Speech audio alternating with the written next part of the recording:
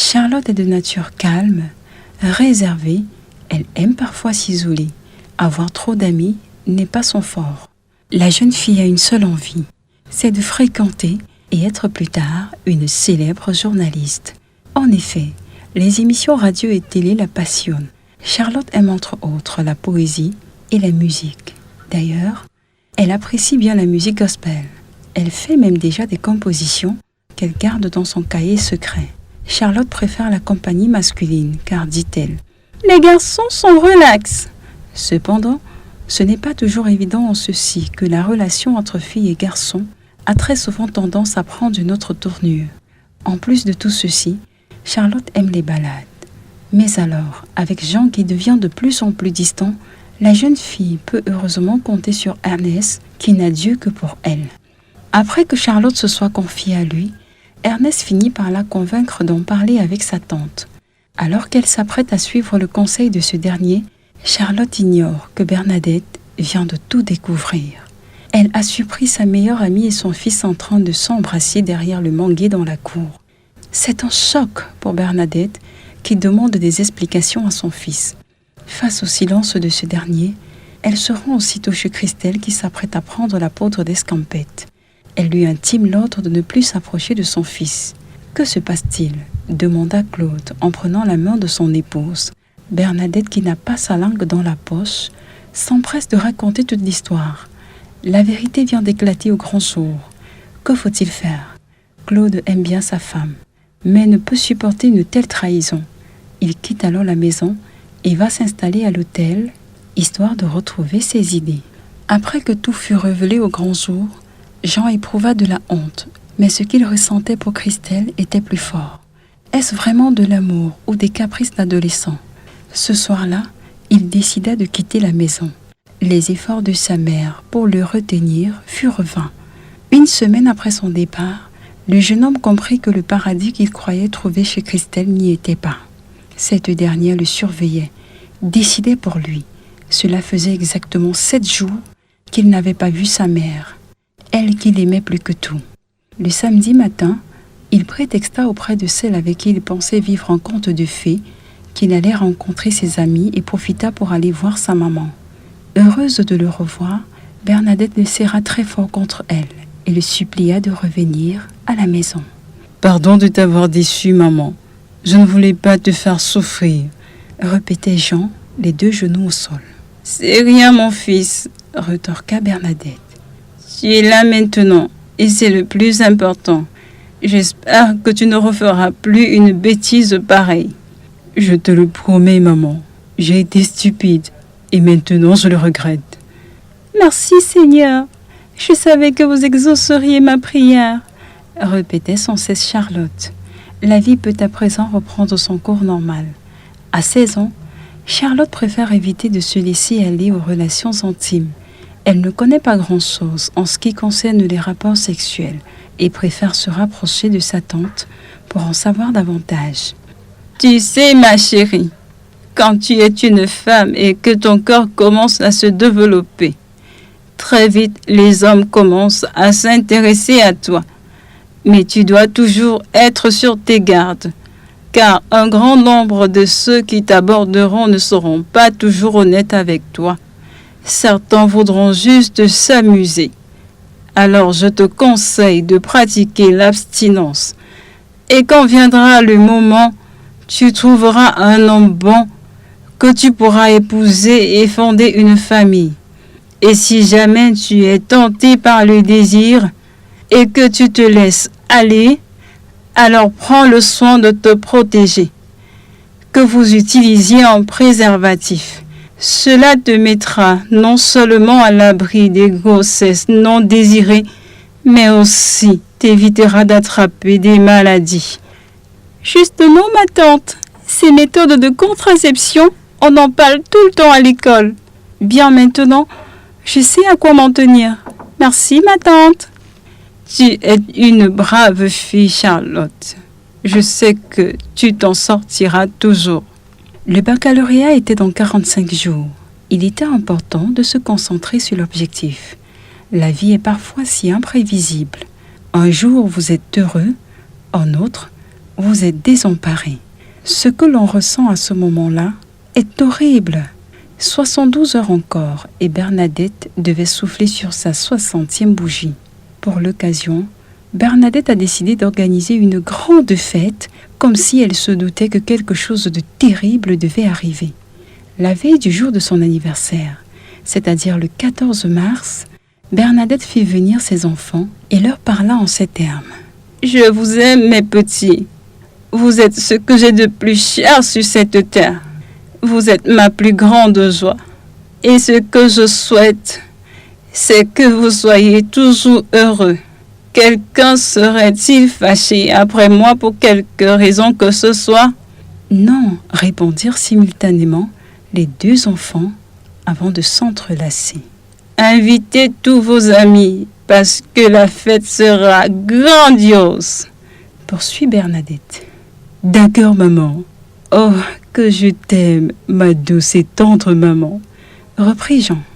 Il est à présent 9h du matin et comme chaque samedi, Charlotte va réviser avec des amis au lycée.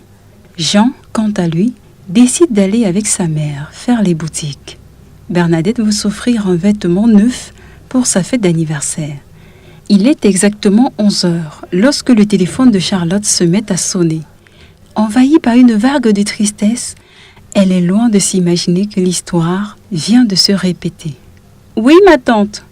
Mais c'est une voix inconnue qui s'adresse à elle. « Bonjour, je suis le docteur Paul. Je travaille à l'hôpital Les Roses. Connaissez-vous une certaine Bernadette ?»« Que se passe-t-il, docteur ? Bernadette, c'est ma tante. » »« Votre tante a eu un accident. Venez vite à l'hôpital. » Charlotte raccrocha et se précipita à l'hôpital où elle identifia le corps de sa tante, celui de Jean et de leur chauffeur. Ils ont rendu l'âme à la suite d'un accident de la circulation, explique le médecin. Le regard perdu dans le vide, Charlotte s'écoula. La jeune fille a perdu connaissance pendant une dizaine de minutes. En ce laps de temps, elle vit apparaître Bernadette et Jean qui lui disaient au revoir d'un signe de la main, puis elle revint à elle. Une main essayait de la réconforter. C'était Ernest qui l'avait suivie à l'hôpital.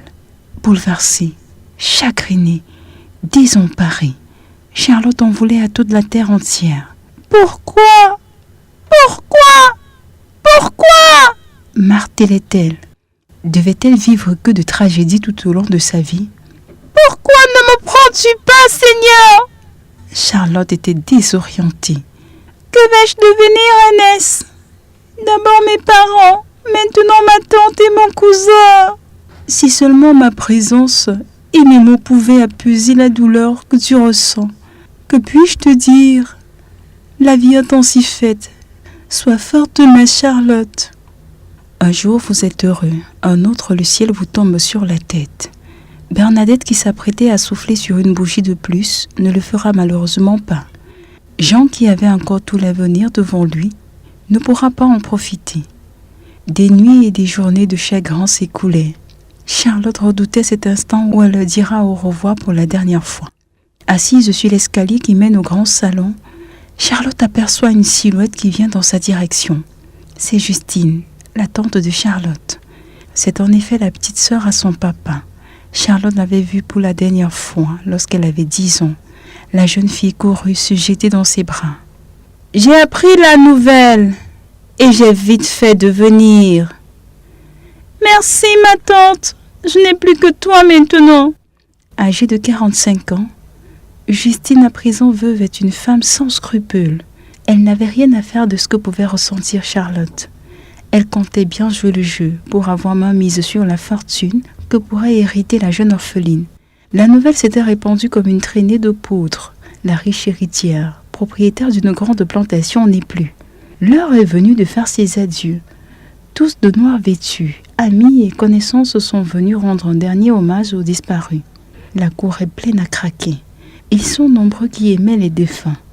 À tour de rôle, ils adressent leurs condoléances à Charlotte. L'enterrement terminé, la vie doit à présent suivre son cours. La lecture du testament révèle que Bernadette a mis tous ses biens au nom de Charlotte et de Jean. Étant donné que ce dernier n'est plus, Charlotte était donc l'unique héritière. Le testament stipulait également que les deux chauffeurs devaient chacun garder leur véhicule si Bernadette venait à partir avant eux. Le véhicule du chauffeur de Bernadette, lui aussi décédé, revenait donc à son épouse. 3 mois se sont écoulés et le souvenir douloureux des événements passés font encore souffrir la jeune fille. Cette année-là, Charlotte obtint son baccalauréat avec la mention « très bien ». À présent, elle envisageait sa vie plus sereine. Propriétaire d'une grande plantation et de nombreux autres biens, elle voulait faire honneur à sa tante, qui la regardait depuis le ciel et pouvait alors compter sur Agnès, avec qui elle s'était davantage rapprochée. Cependant, ce qu'elle ignorait, c'est que sa tante, qui avait fait venir un gigolo qui vivait sur le même toit avec eux, était sur le point de la ruiner, étant donné que la jeune fille ne pouvait entrer en possession des biens qu'à l'âge de 21 ans. Pour cela, il faut encore attendre 3 mois. C'est donc Justine qui s'occupait de tout. Après tout ce temps passé en France, Justine me dit que la vie dans ce pays, c'est comme la vie au Cameroun. On est pareil à quelques différences près. En France, c'est une autre culture, c'est une autre civilisation. Les mentalités peuvent être différentes. L'escroquerie, le viol, la violence, le racisme, il en existe. Aussi des cas d'adultère sont stimulés du fait de la honte. Cependant, on reprend très vite des gens quand il y a des abus. Des personnes qui augmentent les prix des produits, on va tout de suite cadrer les choses et ils vont avoir peur. Il y en a qui volent des bicyclettes, des vélos, même devant un portail, si on ne l'a pas fixé quelque part. Ces voleurs, on peut les attraper car les flics peuvent mener une enquête, puisque l'objet volé est assuré. Contrairement en Afrique, on n'aura peut-être pas les moyens de mener une enquête. Du coup, on ne va pas comprendre pourquoi la personne vient porter plainte. Bref, les abus sont moins élevés en France qu'au Cameroun, m'expliquait Justine. Au Cameroun, les plantes sont plus vertes, une des choses qu'aime ma tante. Elle a du mal à détacher ses yeux de la nature, tellement elle est belle. Pour elle, la nature chez nous ressemble à ce qu'on trouve dans certains endroits en Chine, en Asie en général et très peu en Amérique. En France aussi, la nature est belle, mais les couleurs ne sont pas les mêmes. Les plantes sont très différentes, voire bizarres. Le sol en France n'est pas aussi rouge, sinon dans de rares endroits. Celui qui vient en France travailler ne peut pas perdre son temps à aller louer une grande maison chère. Il va louer avec les autres venus dans le même objectif que lui. Chacun a juste sa chambre. Tante Justine trouve qu'au Cameroun, les gens sont en général bien élevés. Ils sont tournés vers les autres. En France, c'est beaucoup plus chacun pour soi, Dieu pour tous. À Avignon, dans le Vaucluse où vivait ma tante, c'est à 1 heure de Marseille. Les églises sont presque vides. Il n'y a que la messe de Noël, Pâques, Toussaint, où les églises sont pleines. Pourtant, à Marseille, il y a des messes partout. Il y a beaucoup de croyants. La messe des jeunes est pleine à craquer. Des jeunes qui sont disponibles pour les gens. Ici, on rencontre des médecins, des architectes qui n'ont pas encore connu la femme et attendent de se marier. Dans les petits villages, on est moins souriant, plus villageois dans les grandes villes comme Paris, où les gens aiment acheter des vêtements. Il y a de l'opulence. Dans les petites régions, de petits villages, les jeunes filles âgées entre 17 et 18 ans accouchent très tôt. Ici s'achève la 3e partie de mon roman. Merci à tous et à toutes de l'avoir suivi.